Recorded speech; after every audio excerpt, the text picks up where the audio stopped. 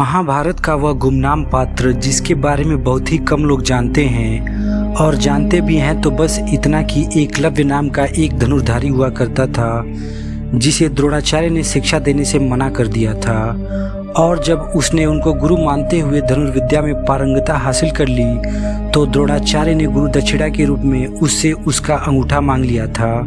आज के वीडियो में हम जानेंगे कि अंगूठा कटने के बाद एकलव्य का क्या हुआ और वह कौन सा योद्धा है जिसने महाबली एकलव्य का वध किया था। आप सभी का आध्यात्मिक ज्ञान आप सनातन धर्म चैनल में स्वागत है। सनातन धर्म से संबंधित ऐसे ही रोचक और जानकारी वर्धक वीडियो देखने के लिए हमारे चैनल को सब्सक्राइब कर वीडियो को लाइक अवश्य करें।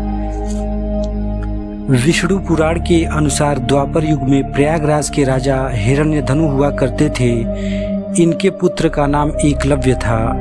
एकलव्य बचपन से ही अत्यंत प्रखर बुद्धि का था और जब 5 वर्ष की आयु में उसकी शिक्षा कुलीय गुरुकुल में आरंभ हुई तो उसकी लगन, बुद्धि व एक निष्ठता को देखते हुए पुलक मुनि ने निषाद राज हिरण्यधनु से कहा कि आपके पुत्र एकलव्य में एक महान धनुर्धर बनने के सारे लक्षण विद्यमान हैं। बस इसके लिए एक अच्छे मार्गदर्शक की आवश्यकता है। उसके बाद पुलक ऋषि की बात से प्रभावित होकर राजा हिरण्यधनु अपने पुत्र एकलव्य को द्रोणाचार्य के पास ले गए और उनसे एकलव्य को अपना शिष्य बनाने का आग्रह किया।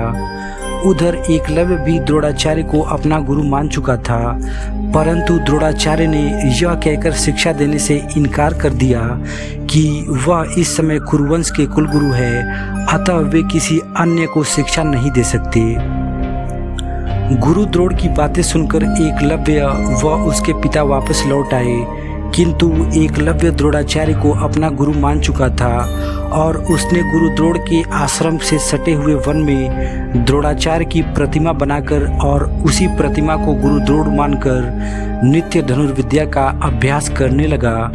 कई वर्षों के पश्चात एक बार जब कौरवों और पांडवों को साथ लेकर गुरु द्रोणाचार्य वन में शिकार के लिए आए और उनका कुत्ता भी उनके साथ आया था, जो एकलव्य के आश्रम में जाकर भौंकने लगा, जिससे अभ्यास कर रहे एकलव्य की एकाग्रता भंग हो गई।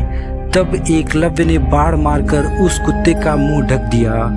जब द्रोणाचार्य ने देखा कि उनके कुत्ते का मुंह बाणों से भरा पड़ा है तथा उसके मुंह में रक्त भी नहीं लगा है, यह देख गुरु द्रोण सहित सभी कौरव और पांडव हैरान हो गए। तभी एकलव्य वहां आया और द्रोण को गुरु कहकर संबोधित किया। तब द्रोणाचार्य बोले कि बालक, कौन हो तुम और मैं तुम्हारा गुरु कैसे हुआ?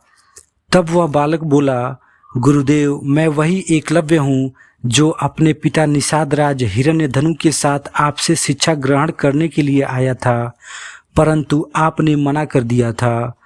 तब द्रोण ने एकलव्य से कहा, वत्स, तुम मुझे अपना गुरु मानते हो, तब तो यह भी जानते होगे कि बिना गुरु दक्षिणा दिए कोई भी विद्या सफल नहीं होती। इसीलिए मैं चाहता हूँ कि तुम मुझे गुरु दक्षिणा दो, क्योंकि आज से मैंने भी तुम्हें अपना शिष्य मान लिया है। गुरु द्रोण की बातें सुनकर एकलव्य प्रसन्न हो गया और बोला, गुरुदेव, मैं धन्य हो गया जो आपने मुझे अपना शिष्य मान लिया। बताइए गुरु दक्षिणा में आपको क्या चाहिए?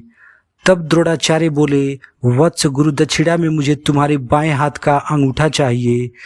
गुरु द्रोण की बात सुनकर एकलव्य ने उसी क्षण अंगूठे को चाकू से काटकर गुरु द्रोण के चरणों में समर्पित कर दिया।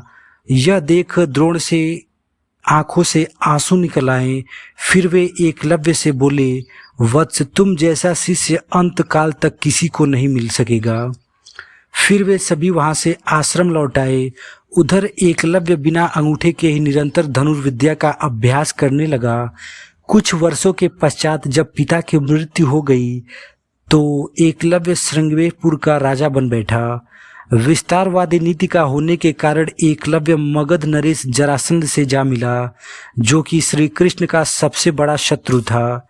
एक बार जब जरासंध व एकलव्य ने संयुक्त रूप से श्री कृष्ण की नगरी मथुरा पर आक्रमण किया, तब इस युद्ध में एकलव्य ने अपने धनुर्विद्या के बल पर लाखों यादवों व बड़े बड़े योद्धाओं को मार गिराया।